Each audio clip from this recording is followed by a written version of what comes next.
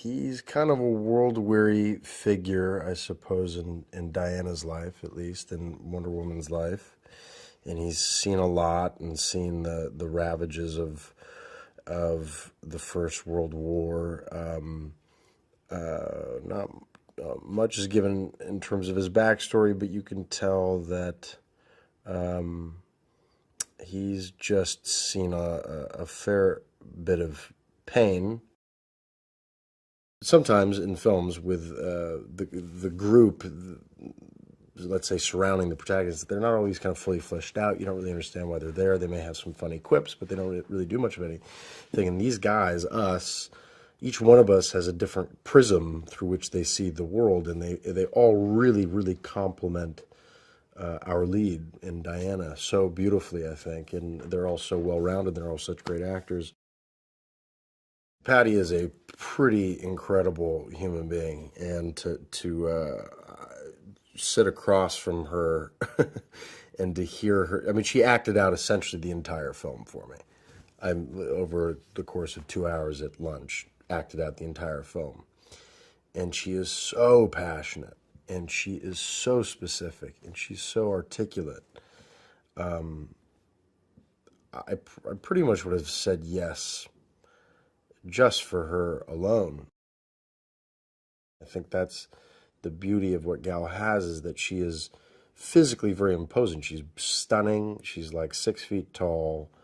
She's super strong, kind of emotionally, and her presence is very captivating. But she also, at the same time, has this beautiful spirit to her that's very, and I know she hates me saying this, but it's like, it's not childlike, but it's very open and warm and inviting, and she's got a wonderful maternal quality to her, and a deep kind of love for the world, and that is very much this kind of juxtaposition of Diana and Wonder Woman in this film. At every mention of Ares along the way that Diana that throws at him, that she has to meet the god of war and defeat him, I think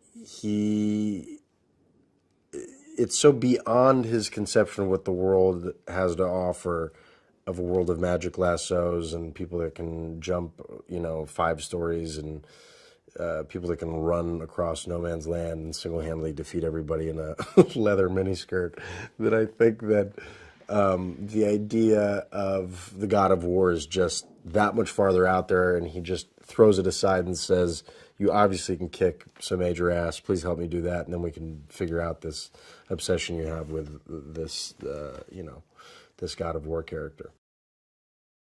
It's a very modern telling of this story. It's beautifully rendered. And it has a pretty wonderfully, beautifully transparent message of that no matter how ugly this world gets that we live in, no matter how much death we encounter, no matter how many homicidal dictators are out there, no matter how much genocide happens, how many wars happen, there is still hope in the best parts of ourselves to be good and to protect one another and to do right by one another. That's what we should hold on to, and that's what she represents.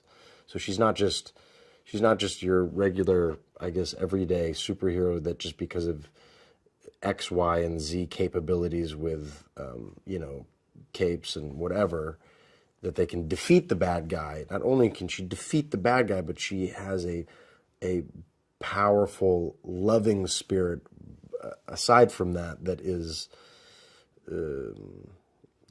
she's a savior in many ways. She sees the best parts of ourselves.